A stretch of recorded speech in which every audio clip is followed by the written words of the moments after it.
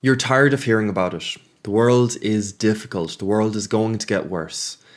What can we do about it? How can we make sure that ourselves and our family are safe? How can we make sure we are physically safe? How can we make sure that we're mentally safe? All of these different things are now all of a sudden the most important questions that we can't ignore for much longer. Today, I want to ask how we can stay wise. How we can stay, just because we can't predict the future, we can't predict 5 years out. Everything's changing too fast. So, how can we stay being the person who's able to navigate it in a way that we're proud of? How can we stay being the person that is able to maneuver, able to jujitsu out of the conflicts that are not helpful, able to strive forward to the potential and actions that are needed, that are beautiful, that add complexity and goodness to the world? How are we going to do that? Well, there's a few kind of realizations that need to happen.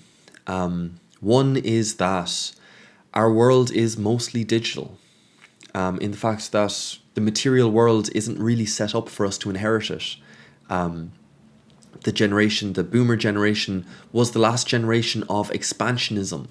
So they're the first generation that's ever had to kind of think about how to leave an inheritance, how to leave a legacy that works for the generations coming afterwards in a world that isn't expanding into new spaces. That's never been done before. So it's not really their fault that that's been a kind of catch point. That's been a block. So we are digital creatures, and that's not good for our mental health, and that's not good for our social ability, and that's not good for loads of stuff, whether it's the meta crisis or the meaning crisis. So how do we stay wise in a world where the physical isn't made, isn't ready, or isn't packaged in a way that's ready to be given to us, or ready to be kind of distributed to us in some ethical, good way, whatever that means, and also that we're digital creatures. Second is that the human brain has a metabolism. And I don't mean a metabolism on energy, I mean a metabolism for information and stimulation. It has a metabolism for needing growth and expansion into complexity. So whether that, again, historically was into new places where we could build new roads, new towns, we could find new foods, new medicines, we could find culture, we could find whatever it was, but there was adventure and exploration and new things and beauty and complexity. And when that interacted with us, something came out of it that we couldn't have predicted. We couldn't have predicted what happened when we mix folk music with blues. You get rock and roll. What? Or, there's loads of iterations of this. But let's not get stuck on the history. The question is, how do we stay wise, and how do we stay the thing that's able to be sensitive to the world and also hold together? So staying sensitive to the world means being receptive, being vulnerable, being approachable, being kind, all of these different things. And that sense of self then, that holding together, is integrity, and is a sense of self, and is a sense of autonomy or sovereignty over who you are and what you're about. So how to navigate that? So one is that we're digital and the material isn't ready for us. Two is that we have a metabolism that needs to be fed. That is an unavoidable part of the human condition. Now we can learn to meditate so that metabolism isn't just that we need to eat all of the time. Like, our stomach does not need to eat all of the time.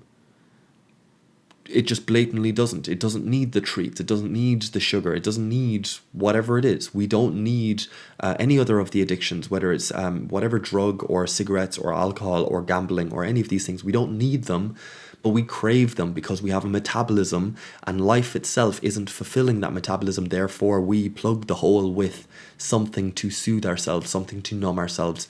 I'm massively simplifying here. I apologize if anyone's insulted at this point, but I'm just trying to get to a point here towards the end. So hopefully hopefully I can land the ship here. So we can learn to meditate, which means taking control of our attention, and it means taking control of this metabolism for more and more stimulation, such that we can then look at what we already have, integrate our past, integrate the feelings that we're having that day, integrate our ideas and allow them to complexify, allow them to just be creative, and like just space for all of that to happen, instead of constantly gorging ourselves on YouTube or Netflix or whatever the social media is, any of this sort of stuff. Instead of this constant intake, instead of this constant consumerism, that we have meditation to just quieten the mind and allow for things to generate, for complexity to emerge. So there is that, but that doesn't feed. At some point we're going to burn through the fuel we have, kind of, and that's a very amateur or naive way to look at the self, because we are endlessly complex. So if taken serious and with the right tools, you can endlessly explore oneself. But again, maybe that doesn't feel like a good way of spending one's life, because it just feels like some sort of kind of self-masturbation sort of job. Okay, how do we expand into the world and have that be into complexity? And for it not to come head to head with my neighbor and us to fight over resources and whatever else. Again, this argument, this video is very much predicated on the fact that the material we're going to have to ignore for a while, and we're going to have to hopefully not throw the baby out with the bathwater. Hopefully we will still aim for beauty. We'll still aim for something in the material world. But in the meantime, while we are trying to navigate the meta crisis of everything that's going wrong and everything that needs to change, while we're navigating that, how do we stay the thing that navigates properly, that we can be proud of ourselves, and that chooses the right solution at the right time? All of that. That's the question. So we're ignoring the material. And the question is, do we choose wisdom? So wisdom isn't meditation and focusing on ourselves and trying to integrate and trying to plan ahead and trying to become as complicated and complex as we are. Wisdom is relating to patterns outside of ourselves, being more sociable, being more generous, being more accepting, being more humble. These are all overt traits. These are things that are seen from us by other people. These are all social elements. Or you can see them as team spirit qualities, that the team spirit of this workplace is very generous, even though the individuals might not be at all. This is the complexity and expansion that we could chase after, instead of it being material. So by its nature, they are relational qualities, meaning that we are going into a relational space. And there are three things that make you feel kind of happy, satisfied, proud. And that is achievements, relationships, and contributions. So this does not necessarily get the achievements. The achievements are like a material kind of obtaining. So there is that. But you might achieve and might see it as an achievement to have a family, to have a wife, to have a group of friends that holds, to have a workplace that is aimed towards something bigger. And that's an achievement to have that. So maybe a wise person might still include the achievements. But this relational quality of contribution and relationality between people, this is how I think we navigate the uncertain times that we are going to have to travel through and stay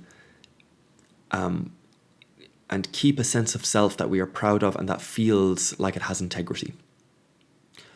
I'm going to mention the workshops here, the Dialogos workshops, where we talk about the virtues and we come to a space where we relate to them, instead of trying to describe them and trying to really fine tune our definitions. It's kind of that, but it's more so that you have like a felt sense of what it feels to come face to face with vitality, or with wisdom, or with tenacity, or with acceptance. All of these different qualities. What does it feel like to actually face that? And you can personify it. When have you seen it last? And what did it feel like to be in front of that?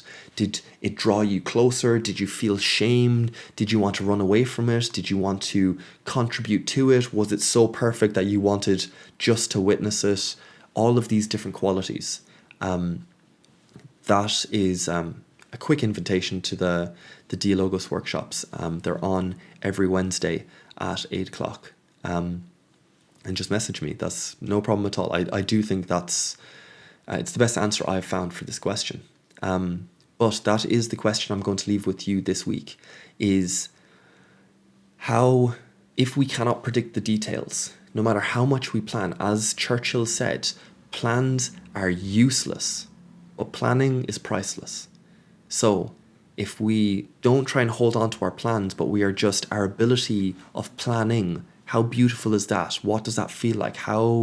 What tools do you have for navigating the future that we don't even know yet, for navigating the unknown unknowns that will just blindside us and come in and smack us?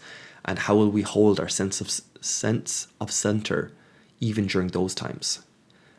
It's not an easy ask, let's not pretend, but we're all tired of listening about the prognosis, about it's coming. It's like, okay, it's still arriving, it's slow, okay, and I can't predict it, and I'm trying to work my best, and I'm trying to be social, I'm doing the stuff I think I need to do. I'm tired of this self-help stuff, maybe. Clearly projecting here today. But how do we find that identity that helps us keep a sense of center? That is the question. I have an answer for it. I'm really curious if you have an answer for that.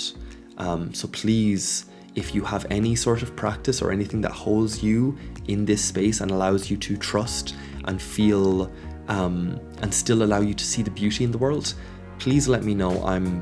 This is research for me. So with that, I hope you've had a good week. I hope you're looking forward to the week to come, and I will see you in the video next week. Bye guys.